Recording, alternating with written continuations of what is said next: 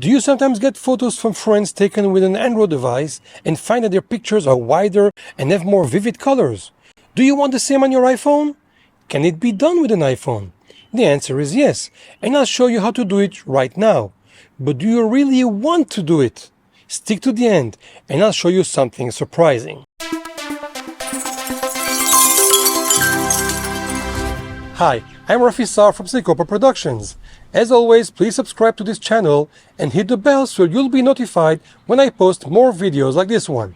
While in the camera app, few people know it, but if you click on this little caret or triangle on top, it opens up a tray below with tons of extra options. You can set the flash options, turn live mode on or off, change the exposure compensation, set a self timer, and when it's dark you can change the dark mode settings as well. But there are two more options that I skipped. One is all the way here to the side with those three circles, and that's where you can change the color filter of the picture even before taking the picture. The default option is the original color, and if you select the second option, you get much more vivid colors. There are many more color filters you can choose from and get a live preview of how the image looks, but we wanted the vivid option. The other option that I skipped is where it says 4:3. This is the aspect ratio of the image, which by default is 4:3.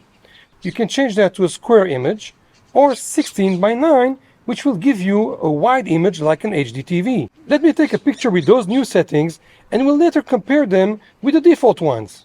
I put my iPhone on a tripod, so both pictures will be as close as possible for a better comparison.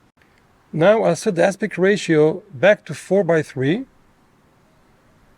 and the color filter back to original, and take the second picture. If you want to always take pictures with these changed settings, head over to the settings, scroll down to camera, and then select preserve settings. You want to turn on the toggle where it says creative controls if you'd like the color filter and aspect ratio settings to be persistent. Otherwise, after a while, those will revert back to their default settings. There are some separate toggles for other settings as well. Before we look at those pictures on the computer, I want to show you that you can actually accomplish the same by editing any image in your Photos app. Now in the Photos app, let me duplicate the last photo. Now when I click Edit, you can see I have here the same three circles as before, and if I click that, I get the same color filters. So I can obviously select Vivid, and voila! You can also click on the manual controls and perform any color changes that you like. Finally, if I click on the Crop and Rotate button, I can make freeform changes as I want, or I can click on the aspect ratio button and I get the list of different aspect ratios, even more than in the camera app. So I can change it here to square, or 16:9, or anything else. I click done.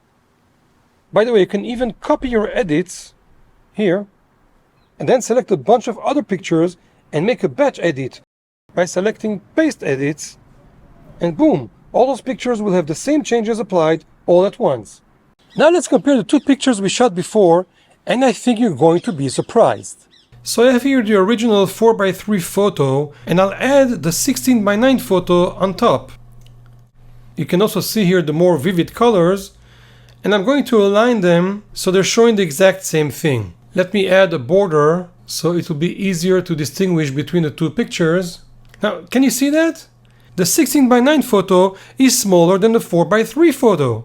It turns out that using the 16:9 aspect ratio is not adding more data to the shorter sides to make it wider, but it's actually removing data from the longer sides to generate this longer aspect ratio.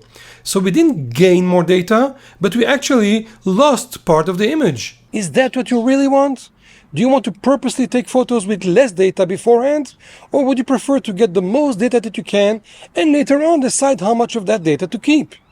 Let's say you're taking a picture of a large group of people.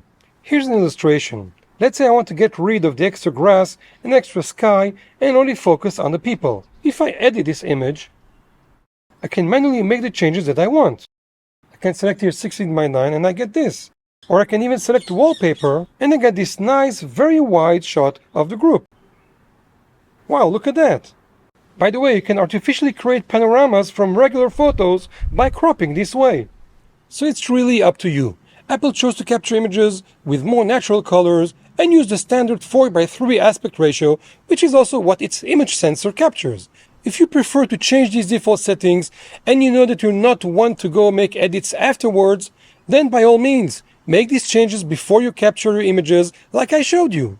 But if you'd rather capture the full potential of the image, then I recommend using the default settings, and that will give you more freedom to make better edits later on. Write below in the comments if you prefer to edit photos after you've taken them, or if you'd rather not touch the photos at all. Don't forget to subscribe and hit the bell if you haven't yet done so. Until next time!